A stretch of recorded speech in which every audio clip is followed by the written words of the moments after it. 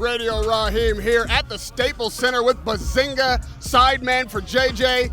Everybody's come out for this. Obviously, JJ's been preparing for this. This week has had to have been crazy for you. Talk to me about some of the moments in this week. So I've been here since the 30th, just taking it all in, sort of just having a sort of break. But as soon as fight week came around, that's when stuff got interesting. You saw these guys still each day trying to get in each other's heads, and I think the public workout was very interesting because you had Team Maverick still trying to really get into his head whilst he's trying to do his thing. And then yesterday, that final press conference was very interesting, and I just think today will be the last opportunity for them to really try and get in each other's heads. So it'll be very interesting to see today. Now, it's been over a year since the first fight, and they've been back and forth the whole time, but there's questions been raised as to who's really committed themselves to training boxing in that time.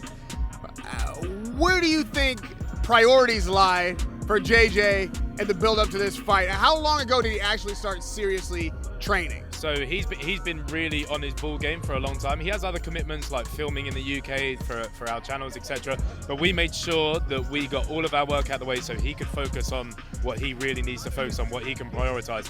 The time he was out in October with the Mayweathers, that whole camp, that was absolutely crazy. I was speaking to the guy that films for those earlier. He said that there was just such a change. As soon as they got out there, he went from being someone that has a decent skill set to just turning into a bit of an animal. And I think there was a mental shift as well. And he just lives, eats, and breathes it since then. We saw him lose his cool yesterday at the face-off at the press conference. Was that a real breaking moment? Do you feel like at this point he may just be maybe not able to contain himself?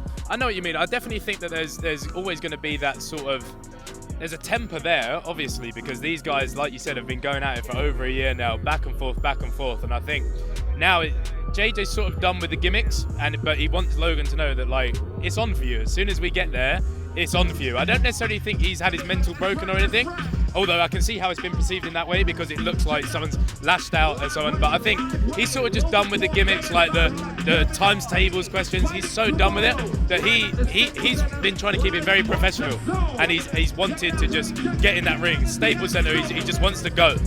What do you make of the Paul camp, the guys that are there, like your interaction with them? What's it been like? So I don't really have much interaction with them because obviously I'm on Team JJ, but I spoke to Logan at the public workouts, stuff like that, but I've got no reason to hate any of them. I'm obviously going to back my guy 100% no matter what, but I think they're a bit of a gimmick still. They enjoy playing around in that immature space, and I think you can see that, and I just think there's a more composed and sort of collected feel about JJ's camp. I think that comes from Vidal. Vidal's a very level-headed human for his age. He's very, very mature. So I think that trickles down into JJ, whereas I think the others still like that immature play inside of it. Being around this kind of attention, this kind of money, now this kind of, literally this stage, yeah. You haven't got the fight bug a little bit? I've always had a little bit of the fight bug. I trained for a fight on the first card. Unfortunately, it fell through. I don't have any beef with anyone. Like, there's no one here that I'm gonna go, I want to fight you, whatever. But you never know. I have a really keen interest in fitness, and I enjoy the art of boxing. I really enjoy the discipline that it teaches you, and it really makes you mature as a person. And I think there's a lot to learn from being in camp and really putting your mind to it. So you never know. What do you think will be the difference in this fight on the night?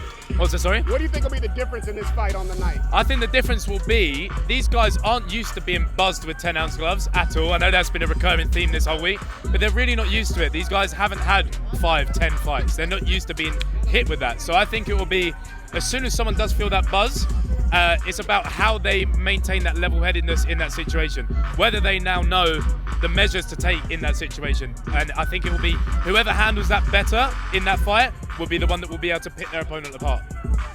I know that you're picking JJ to win, so how does he win if he does? How does he win? I think he's now focused on defense a lot. And I think last time he couldn't really observe much from Logan because he had 3 months to train. He didn't really know what he was going to be met with. And then now he can study his fighter. He knows exactly what he's going to be going in there against. Logan's obviously had the 14 months or whatever it is to change maybe a little bit of a style, but naturally he's always going to use what he's been gifted with, and that's that snappy, speedy jab, working on the outside. It's now, if JJ can slip past that and get that inside work, which I know he's really been focusing on, I think that's when we'll see a difference. Yeah, I've been joking with all you guys all week, including the Sky Sports staff. You come over for one of the sunniest weeks in Hollywood. Yep. Are you staying? Am I staying? I love it here. I really love it here, man. It's always a good time out here, especially when there's an event like this. It's a lot of fun, man. I'll take that as a yes. Radio Rahim with LA native Behzinga. Pleasure, man. Thank you very much.